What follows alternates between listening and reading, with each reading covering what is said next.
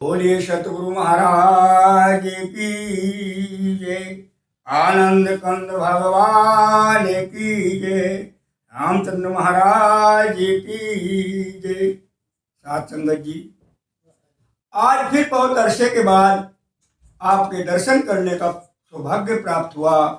बड़े हर्ष की बात है, खुशी की बात है। सौभाग्यशाली तो आप सभी आत्माएं हैं जो अपने जीवन का कीमती वक्त इस प्रभु परमात्मा के चरणों में बिता रहे हैं, अर्थात इसका गुणगान कर रहे हैं। हम प्रभु परमात्मा से ऐसी प्रार्थना करते हैं, ऐसी कामना करते हैं, हे दातार सच्चे बादशाह गरीब नवाज, जो भी मानव जिस भाव से इस समागम के अंदर उपस्थित हुआ, उसी भाव से उसकी मनोकामना पूर्ण करना और उसके जीवन में सुख शांति हमेशा कायम रखना।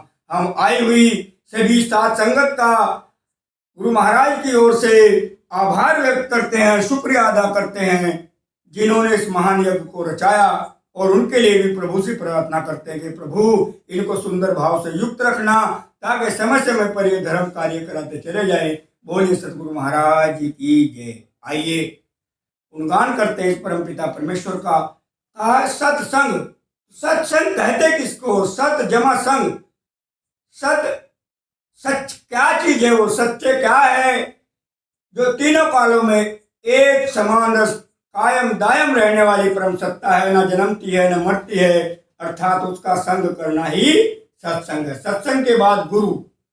गुरु शब्द दो शब्दों से मिलकर बना है, गुहु धन रुहु। गुहु माने अंधकार, रुहु माने प्रकाश।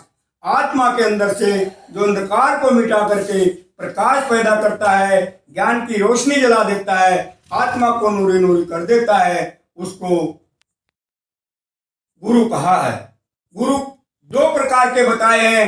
सबसे पहले गुरु होते हैं माता और पिता, दूसरा शिक्षा का गुरु, और फिर होता अध्यात्म का गुरु। गुरु के बारे में कहा कि अध्यात्म के जो सतगुरु हैं उनको उनका कार्य क्या है? उनका कार्य है हमारी आत्मा जो परम पिता परमेश्वर से युगों युगों से बिछड़ी हुई है, बंधनों के चक्कर में पड़ी हुई है, हमें वो ज्ञान दीक्षा दे करके उस परम पिता परमेश्वर का नाम का ज्ञान दे करके, नाम दान दे करके उन्हें हमारी आत्मा को इस परम पिता परमेश्वर के साथ जोड़ देता है, अर्थात हमारा आवागमन का सब चक्कर खत्म कर देता है। उसको सतगुरु कहा है। सतगुरु का कार्य यही है। कहा है गुरु को दंडवत कीजिए, लाख लाख प्रणाम, और कंचन तो पारस करे, गुरु कर ले आप समान। तो साथ संगत जी, कंचन तो पारस कर देता है, लोहा तो लोहे को कंचन सोना बना देता है, लेकिन सतगुरु महाराज एक ऐसी परम सत्ता का बोध हमें ज्ञान दे करके अपने बराबर कर देता है। इसलिए ऐसे सतगुरु महाराज के चरणों में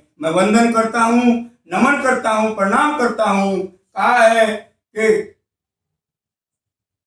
गुरु महाराज के प्रति हम समर्पित हो जाएं, हम सब कुछ छोड़ करके सतगुरु के प्रति समर्पित होकर के भक्ति को करें, तो हमारा जीवन हमेशा चमक जाएगा। जब हम महापुरुषों के सानिध्य में होकर के अपने जीवन को जिएंगे, तो हम जिस तरह से फूलों की महत्ता होती है, फूलों की महत्ता उनके कांटों की से नहीं होती, उनकी खुशबू के द्वारा उनकी महत्ता होती है। जिस प्रकार फूल महक ही दिया करते हैं और कांटे साथ संगत जी हमेशा चुभन ही देते हैं, इसलिए हम चुभन को न पा करके फूल की सुगंधित को प्राप्त करें। सतगुरु महाराज के चरणों में बैठ करके इस परम पिता परमेश्वर का ध्यान करके इस परम सत्ता का बोध करें और जीवन की यात्रा को तय करते चले जाएं, जिससे हमारा जीवन लोक और परलोक दोनों सुहेला होता चला जाए।